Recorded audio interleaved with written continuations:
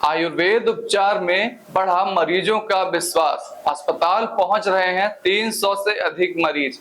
आयुर्वेद पद्धति से उपचार कराने में अब मरीजों का विश्वास तेजी से बढ़ता दिखाई दे रहा है।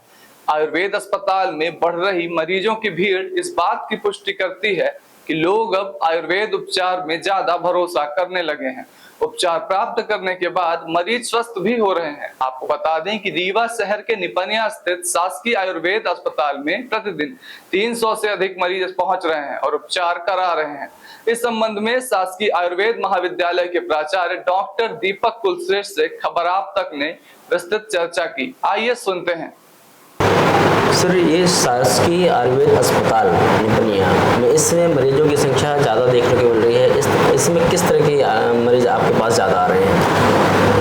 हमारा अस्पताल 100 बेड का हॉस्पिटल है और 9 ओपीडी प्रतिदिन चलती हैं, जिसमें हमारे पहले पेशेंट कम थे, लेकिन अब धीरे धीरे जैसे जैसे प्रचार प्रसार हो रहा है उस हिसाब से मरीजों की संख्या हमारे पास बढ़ रही है धीरे धीरे। मैं सर्जरी केस देखता हूँ तो मेरे पास जो है लगभग 22 फिस्टुला फिशर के मरीज और भी जैसे छोटे ट्यूमर, सिस्ट, एब्सेस, इसी प्रकार से और भी कई सारी बीमारियों के यहाँ जो ज़्यादा केसेस आते हैं मेरे पास।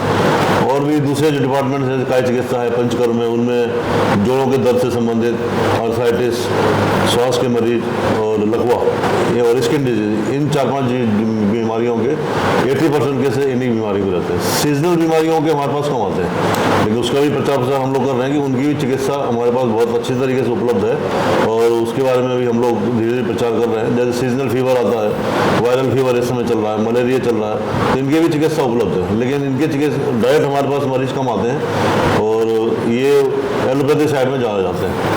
तो उसके लिए भी हम लोग प्रयास रहते हैं कि उस टाइप के मरीज भी हमारे पास आएँ। जैसे डायरिया है, खांसी है, सर्दी जुकाम है, इस प्रकार के मरीज भी धीरे धीरे हमारे पास बढ़ रहे हैं। सर, ओपीडी कितनी है पूरे अस्पताल में, मतलब एक दिन की ओपीडी? हाँ, इस समय हमारी ओपीडी लगभग एवरेज में 200 सवा 200 पेशेंट की प्रतिदिन ओपीडी हमारी एवरेज इस समय आ रही है और आईपीडी में भी लगभग 50 से 60% ऑक्यूपेंसी हमारी बनी हुई है।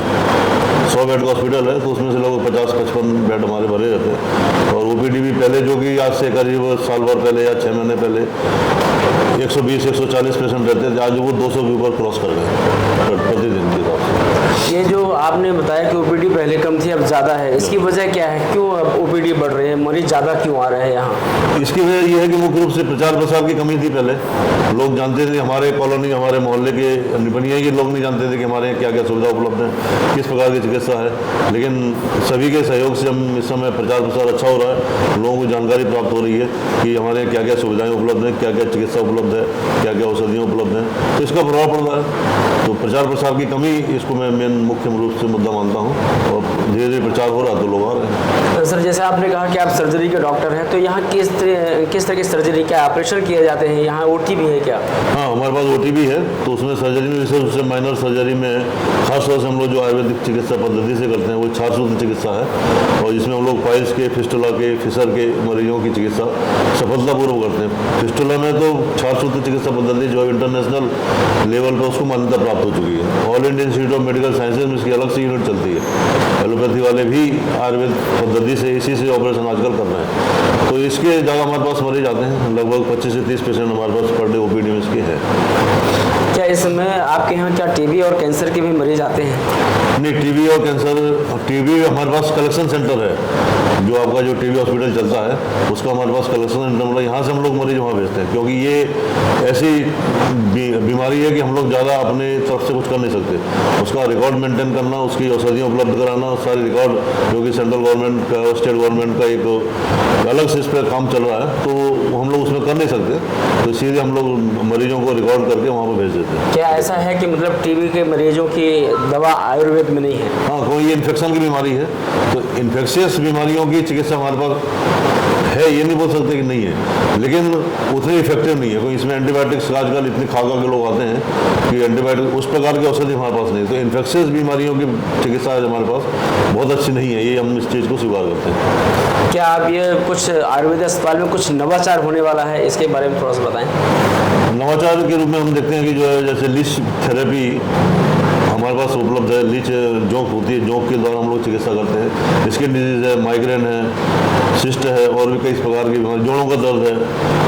तो और और खासतौर से ब्लॉकेज, नसों के जो ब्लॉकेज की बीमारियां हैं, चाहे वो किसी प्रकार की हो, गैंग्रीन में, बर्गर डिजीज में, माइग्रेन में, हार्ट के ब्लॉकेज में, तो जहाँ पर भी नसों के ब्लॉकेज होते हैं उसमें हम लोग लीच का प्रयोग करते हैं और उसी को और धीरे धीरे इस काम को आगे बढ़ाना है। इसी प्रकार से एक चिकित्सा और है, इसको अग्निकम कहते हैं, कॉटराइजेशन कहते हैं, थर्मल कॉटराइजेशन। उसमें हम लोग पंच धातु की शलाका है, उस शलाका को गर्म करते हैं, उस बीमारी वाले स्थान पर, खासतौर से हम लोग कटी सूल, जिसको हम कमर दर्द जो होता है, प्रोलैप्स डिस्क जो होती है, उसमें हम लोग इसकी चिकित्सा साइटिका में ये इस प्रकार के, और एड़ी के दर्द में, एड़ी के दर्द की कोई चिकित्सा बहुत अच्छी उपलब्ध नहीं है, उसमें सिर्फ सर्जन जो है वो ऑपरेशन करने की सलाह देते हैं, लेकिन हम लोग उसको अग्निकर्म के द्वारा ठीक करते हैं और इसके रिकॉर्ड हमारे पास उपलब्ध हैं। मौजूद हैं डॉक्टर दीपक कुलश्रेष्ठ, जो आयुर्वेद अस्पताल आयुर्वेद कॉलेज के प्रिंसिपल हैं, और इन्होंने आयुर्वेद में जो भी उपचार किए जा रहे हैं उसके बारे में आपने डिटेल से बताया।